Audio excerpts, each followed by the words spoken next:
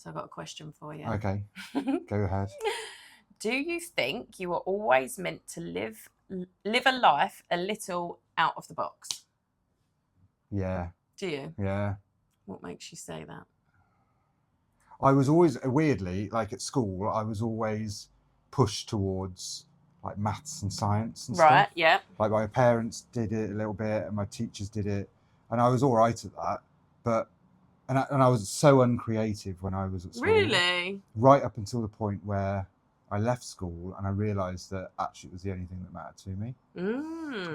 So yeah, that was weird. It was like a bit of a revelation, and I felt like I'd been led down the wrong path the whole time. Yeah, like I suppose like expectations on you, maybe societal expectations of academia. Is that how you say it? Yeah, Academia? I think so. And I think it's so easy to pigeonhole boys into, oh well, he can add up, he must be good at maths. Yeah, or, yeah. You know, Yeah, stuff yeah, like, yeah, or he's yeah. not sporty, so he must like science. Yeah, or yeah, something yeah. like that. Like, I always done well at school. I remember being in year 7 and them saying, oh, she could take like her GCSEs and get like an A star.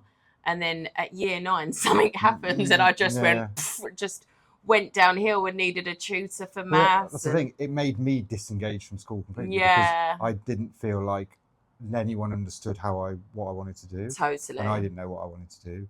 And also I wasn't creative at school. I couldn't draw because the mediums at school were drawing, painting, clay modelling. You know, it was all a bit old school. Yeah. As soon as I picked a camera up, I was like, oh, I can be creative I feel at home and do it well. And that's, mine was dance and drama. Yeah. I loved it. I used to put on talent shows for the school and do all the auditions and do dance classes. And I think at school I did My Fair Lady. And then I went to stage school after all of that. I loved it. I have always been very much a creative, more than the business academic side of things, but also then really enjoyed being a big geek. If I'm into it, I'll learn about it. Oh, yeah, Do you know what I mean? Yeah. But yeah. Yeah. You look back and there were signs, because I did, my best GCSE was music. Same. And then I didn't do it for A-level. Oh, because no one was going, hang on, you're good at that. Keep going. So true. I say this all the time. I think if you've got like that generation who didn't particularly know how to nurture someone's true self, it was just like what you thought you had to do. And I think that generation did. And I think we're now sort of breaking out of that and like breaking the mold and being way more open and honest and authentic. And I think nurturing's a really good word. Yeah, it's like nurturing someone's exploration, self-expression. You know, I remember being at school and you weren't allowed to have your hair colour different. I remember having eyeshadow on and a head teacher come up to me and did that. Yeah. I swear. And grim. I mean, considering all what I do now. I just itched my eye at the There's been lots of saliva today. But, you know, I don't want my head teacher's saliva on my eyelids. No. You know, so you weren't allowed to do any of that. I don't know what secondary schools are like now, really. But I don't think that'd be allowed. No, definitely not that. Maybe the eyeshadow. Let's have a little look, see what else I've got here. Okay. All right, here's one. If someone only saw a snapshot of your life, what part would they completely misinterpret? Take your time. Completely misinterpret? I can always move on, though. I mean, probably the work. Yeah. Probably. Yeah. Because everyone regards it as being a hustle, like in the sense that it's like society regards it as a cheating way of making money. It does, but doesn't it? I think, you know, certainly the people I work with and the way that we approach it, it's, you know, it's professional. Yeah. It's professionally done, and you know, we do hold ourselves to quite high standards and hold other people to high standards. So probably the work. I think the society's like view of what we do is way off the mark. But then that's our fault because we don't want them to see behind the curtain. I know. Although I'm pretty honest about it, to be fair. I tell all my fans, I'm like, do you know how much work this was? Yeah. Do you know how much I spent on the location and this and then that? And then... But it's a weird, there's lots of dichotomies like that in the job. Like, so something like shame is a good one. Yeah. So obviously we all practice to be not ashamed of what we do and stuff like that. But the reason the business is profitable is partly because people have shame about sex. So true, yeah. But shame fuels Otherwise, the economy of it. Everyone would possibly do it if that didn't exist. There'd be more creators if there was less shame. There'd be less people having secret little fiddles in private. Yeah, less people. Very true. Yeah, shame is like the currency we trade off. Really. It's like paradox. Everything has paradox in this life, doesn't it? Yeah. It's like this and then that and then this and then that. It's interesting. That's very true. I do wonder whether like the profitability of our industry is more or less in a more liberal country like, I don't know, the Netherlands or somewhere like that. Do they make more money there because it's so open, or do they make less money there? Yeah, I wonder. Because everyone's more chatty about it. Oh my God, I'm such a big geek. I'm now going to go. I love a bit of research and a bit of data. I'm going to be on Google Scholar later, seeing if I can find a paper on it. Someone must have done a research project on that. Maybe I'm way off the mark. Maybe people carry on watching this sort of content regardless of how little shame they have about it. Or maybe they do, but it feels like shame does help sometimes from a consumption point of view. But and there I am trying to eradicate it from everyone. Yeah, I know. I'm like, no. Maybe I'm wrong, but it's an interesting one. It is interesting. It's a weird like space to think about. Yeah, it is. I'm just having a little look to see what else I think is good. I've got so many. Just go for them all, and then if they're crap, they're crap. Yeah. Yeah. Okay. Do you think men are given enough space to be emotionally expressive? I think it's getting a lot better. Yeah. Definitely. Yeah. I think my dad's generation, it would have been damaging. Yeah. Yeah. To express yourself in a number of ways, really. Yeah. I think it's better, but I don't think we're there yet at all. No. I tried to even give that space on my page, to be fair. Yeah, I have quite a few that like really talk to me and really open up, which is amazing. I think it's like I don't know. I think take like the average domestic argument in an average household, where it gets a bit heated, but it's not over anything terribly serious, but it can get a bit heated. Like sometimes some women in that situation, their reaction will be to get upset about it. Yeah. And that causes a number of different reactions and like chain reactions. And that's like fine, you know, that's someone's natural response to something. I don't think a guy would ever feel able to get like visibly upset about in that situation. No. And it's mad, isn't it? Like the way narratives are sold, and then how it makes people contort themselves when, in matter of fact, but only, I suppose, being honest about it, only like this day and age for me, as a woman who's in her late 30s, I find vulnerability and the ability to do that mega hot. I actually find it really hot. I think it's so much more healthy, because the alternative for guys in that situation, if you're feeling like you're not being heard, or you feel like you've been I don't want to use the word disrespected, because that's possibly wrong, but if you feel like you've been like something's gone wrong and you can't quite express yourself, because that's where getting upset comes from, isn't it? It's when you're stuck and you've got nowhere you don't know how for it to get out. You can't make yourself understood. Yeah. The alternative for guys is to get angry instead. Yeah. And that's even worse, isn't it? Yeah, Like, I'd much rather get upset than angry. But guys don't feel like that's an option. So that's why I really tried, like with my child, I was adamant to instill in them this way to emotionally express themselves and like help with giving them that language and stuff. Because I was like, it's no wonder, like when you see a toddler and they're feeling something, but they haven't got the verbal skill yet to express it and to tell you, I'm just not feeling okay, or this upset me, they have a meltdown and kick off. And it's like, well, you just see that carry on through the years, don't you? Because there isn't that fundamental teaching of putting language to it. Or the other one is, rather than get angry, you shut down completely and just go silent on someone. And then that's less than helpful. Well, then it gets stuck and blocks, and then that tends to build. It makes them angry. So it's just that it's communication is so key. But I suppose if you haven't been in any way taught how to even verbalize it. No. Well, at least getting upset is getting your emotions out there. That's the thing. Not even so much putting words to it, but feeling the allowance. You're showing what you feel, aren't you? So. Absolutely. Absolutely. I don't think guys are all the way there yet. No. And it did take me quite a while, I guess, a shit ton of therapy to get out of that. I had such bad, like, an abusive relationships through the majority of my life. It took me so long to get out of the cycle of them.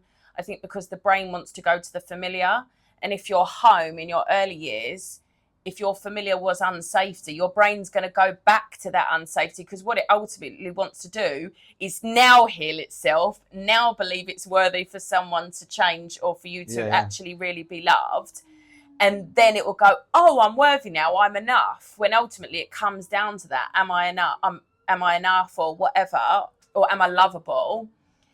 But then I did so much therapy that then it broke through this barrier. And I remember them finding guys who what bunch of society would call as feminine, or anything like that. I then found them, it gives me goosebumps, look, super attractive, because it shifted something in me that needed healing from way back then in order to then accept or be even attracted to a healthy type of person, because society taught me that was icky. I think for me, the word I always come back to in a relationship is just teamwork. Totally. If you're a team, then you're indestructible, aren't you? Totally. I mean, I'm my own relationship now, but yeah, absolutely. That's why I think I am on my own, because I could not, one, have anything I ever had before in the slightest at all. And two, there's such a level now of how I've given love and care to myself that I don't, not in an egoic way of like, well, I wouldn't settle for anything less. Not that, but I wouldn't settle for someone who isn't willing to communicate or willing to try and willing to work with each other. I'm not looking for perfection. It doesn't exist. But I just couldn't have in my space anymore something that didn't offer that. The standards are gonna. Yeah. That's not bad. Yeah. Isn't it funny how I'm scared to even say that, because I'm worried people are going to go, what do you think? Yeah, but they don't know what your standards were before. Yeah, true. See, my brain overthinks it so literally that I think I've got to really explain it for every type of perception. Like my spicy brain, my neurospicy brain goes like the Matrix, right? And it thinks, how would that come across to that person, that person? It's all right to have high standards when the standards are merely just, someone who's probably basic.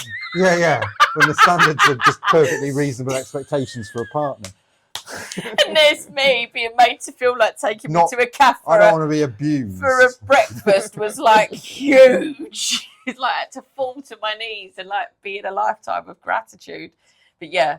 Kind of, it's nice to not be called every name under the sun anymore, or pushed up against walls, or being told I'm giving you leeway tonight. You know, it's nice, and that's just the diet version. But I don't want to go too full into that for Insta. So, all right. How do you personally define strength, and has that definition evolved? Oh, strength. I mean, like personal strength. Yeah.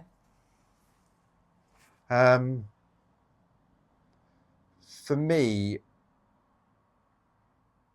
I think my strength comes from having a purpose. Yeah. I think for a long time, all through my 20s, I didn't know. I was very aimless. I didn't know who I was or what I wanted to be. And there was a whole host of issues in my personal life that on the face of it were extremely mundane and conventional. And I lived a very kind of 9-to-5 family orientated life, but it gave me no purpose whatsoever. And it's until I kind of figured out what I wanted to do, and I kind of fell into it by complete accident, really. And something to chase, and something to... Feels like it drives you. Yeah, something where I feel like I can, where I'm motivated to grow myself. Yeah. That's given me all the purpose. Do you think you would have come to the realisation of what you wanted to do if what we were saying earlier about finding that sort of like authentic self and what you like and having the ability to explore and express that realm at a younger age, do you think that would have maybe come quicker? I think exploration is really key. Same. In any sort of creativity, you have to, at some point you're going to be faced with a blank page, and you've got to trial and error. You've got to come up with something, and exactly, you've got to go through a period of trial and error, and you've got to go, well, here's one idea, but I'm not going to settle for that idea. I'm going to come up with a bunch of other ideas as well, and try them all out. And and that can take a long time. So I think absolutely. What do you feel when you say purpose? What is your purpose today? What does that look like to you? Professionally, it's to because this is an extension of a previous career, essentially. So I used to do professional photography, and it's kind of bled into me doing. They're very nice, now. By the way. So I've been fortunate enough to have a second stab at that. Yeah. Because my previous photography business did have to come to an end, and now I've got like a second shot at doing something similar. So I'm very driven to make sure that this time it's for good. Yeah. But I'm also, because of my love of it, from creating images and stuff like that, I'm very driven to get better at it. Yeah. And that feels nice, doesn't it? It's like that. What's the word it's called? I can't remember. But I studied psychology, and I've just completed my level 4, and there was a piece about, I think it was Carl Rogers. I think it was the person-centered approach. And his dad, I think it was, did an experiment where he put these like potatoes in this soil and then shut them in a dark room with a tiny bit of light, like a little crack of light. And no matter what, even in the worst, not the worst, but even in a tough environment for that to grow, it still strived to reach its potential, even though it looked all windy and all of this, and it went round the houses, and it was trying. I think it's so much more satisfying when you manage to overcome adversity. So I take I'm fortunate because my business, my side of the business, is kind of inconsequential. Like, I earn a little bit of money doing what I do, but the main bulk of my earnings are through Erin's side of the business. So I can sort of play at mine and stuff. But also I'm aware that I'm not necessarily an atypical performer. In that I've started probably a little bit later than most. I've not got like a ripped body or a massive organ. But it's very relatable, and it's what's wanted. And so, but I quite like that adversity. Yeah, absolutely. Because I then have to strategize and come up with ways that work. Yeah. And I'm not going to just like rest on my laurels and do easy stuff. Yeah. Because it's not going to catch anyone's eye. So I quite like that adversity. Yeah. And it's low stakes because I don't need my side of the business to. You're not relying financially, I guess, on just your work. No. So you've got the leeway, I guess, to do all this trial and error and explore it, which is really freaking fun. And actually, it does pay dividends sometimes because I can try out and shoot with people who might have been a little bit kind of like, oh, should we, shouldn't we? And I can go back to Erin and say, they were great. Like, you shoot with them sort of thing. So that's worked really well. Love that. Is she working today or is she at home? She's at home today. We've got our little one. So she's we have to alternate. You said teamwork. We have to alternate a lot more now. So I shoot a lot less of her content. we still like discuss ideas. Is she doing well? Yeah, she's doing really good. Yeah, she's loved it. She looks fab. Yeah, she's loving it. Good. In her element. Ah, glowing. Yeah. She's got that glow. Right. So,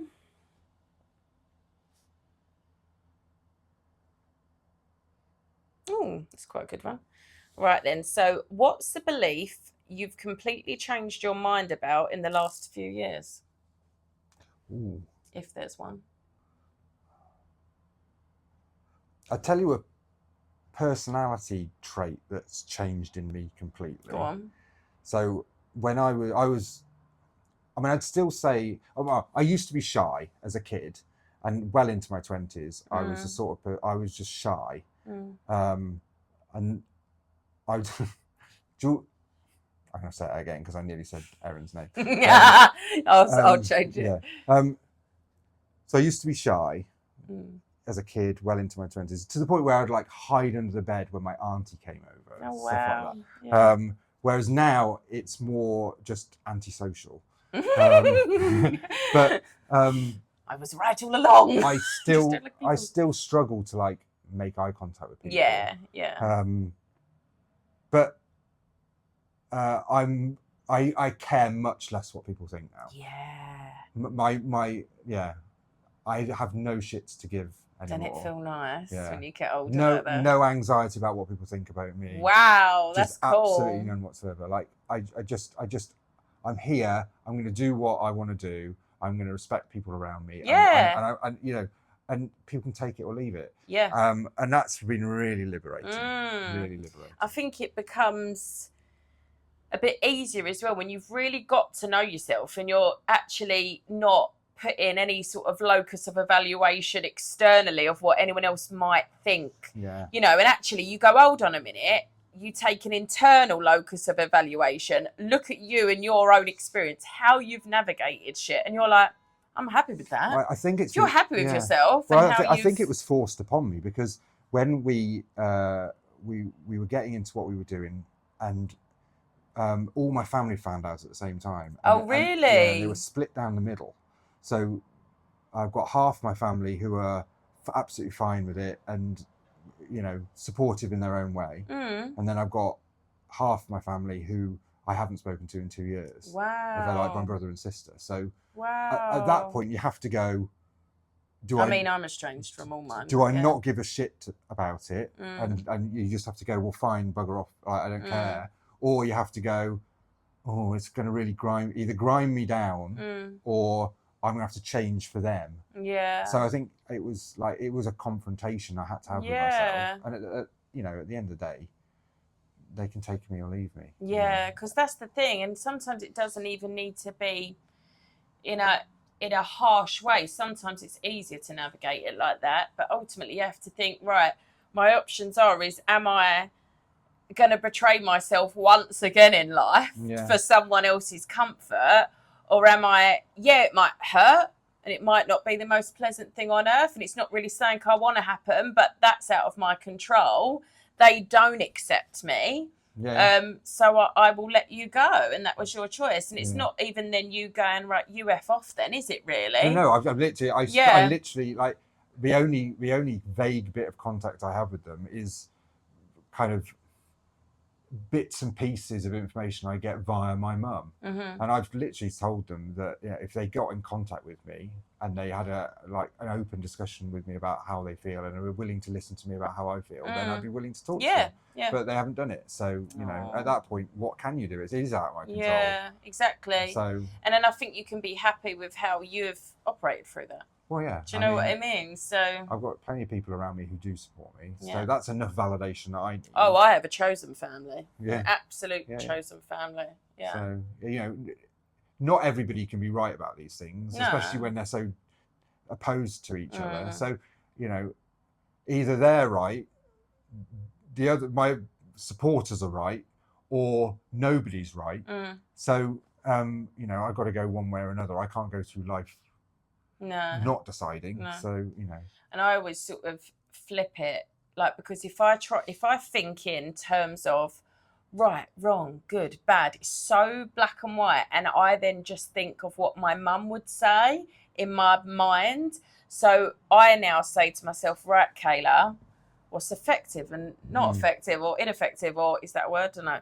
Or what's healthy and unhealthy. And then I'm like, oh, right, okay. Yeah. And then I find it more accessible to then make like the next move forward. I get stuck with right, wrong, good, bad, because maybe there isn't.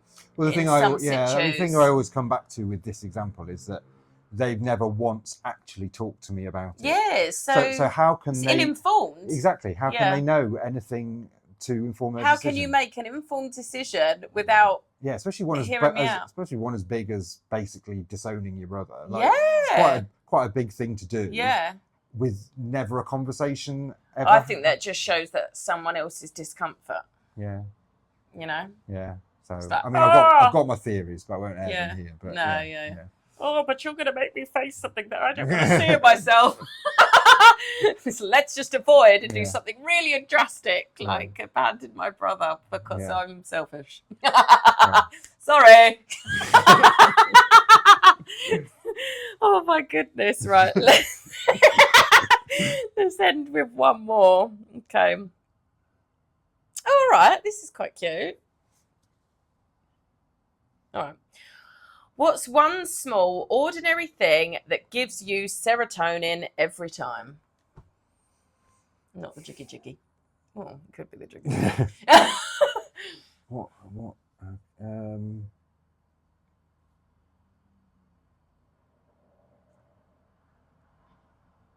I suppose sometimes it's hard to say, isn't it? Because you don't sometimes want to bring your family into like. Yeah, I mean there is something, but like it's not going to make it's not going to make good podcast content. Oh, that's all right. Don't worry about that. I'll flip it slightly. Okay. What gives me serotonin every time? You know what? Actually, it's seeing people surprise themselves and achieve stuff. Yes. Like that really gets me. You see like videos online of like kids doing really well at sport and like being visibly surprised at how good they got or something like stuff like that. But anybody, like people who it gives you a kick. People I shot with who were early in their career and now are doing great things, like anything like that. It's so true, because I can relate that as well to being in recovery. And when it's a 12-step fellowship, like I do AACA and pretty much I've tried every A, but like also then when I see someone and I'm taking a woman through the book of AA and we're going through the 12 steps, and all of a sudden then it's like they see themselves and then like what they're capable of. It gives me goosebumps, and witnessing that is one of the best things I've ever done. Look at my legs. Yeah.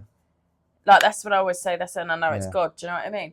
It reminds you what you're capable of. Yes, except because we're all mirrors. Yeah. Do you know what I mean? That's why some of you all probably don't want to face their stuff. Do you know? Because it shows up things that people don't want to face. Like that's probably deep within themselves. They don't know that that's what it is. Yeah. But something in their internal system, is going, no, if we go there, we won't survive. So then that ego sort of protects itself, because the ego's biggest fear is death, when it's not going to happen, but it's that identity. Do you know what I mean? So it's like, hold on, without that identity, I don't then know who I am, so I'm not going to go there, you know? Where actually, if you can break through that barrier of fear and realise it's not going to kill you to do that, you know, you open your life up to like the whole spectrum of goddamn colour. Yeah, because fundamentally any sort of big achievement should just change who you are. Totally. But it's worth it. Yeah, absolutely. I think life becomes way more vibrant, way more open. It broadens everything, but then at the same time grounds and uplifts, and you're like, oh, this is fun. Do you know what I mean? Yeah. Because you're then experiencing all of it and all what's on offer. Yeah. Rather than it being this, you know?